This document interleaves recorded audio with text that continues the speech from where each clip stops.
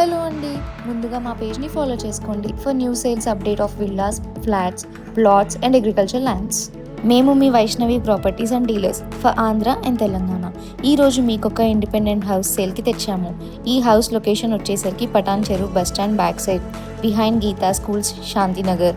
Land size వచ్చేసరికి 163 square yards, north facing house with 9 portions with 45,000 rental income వస్తుంది. Owner 1.90 CR quote చేస్తున్నారు, slightly negotiable.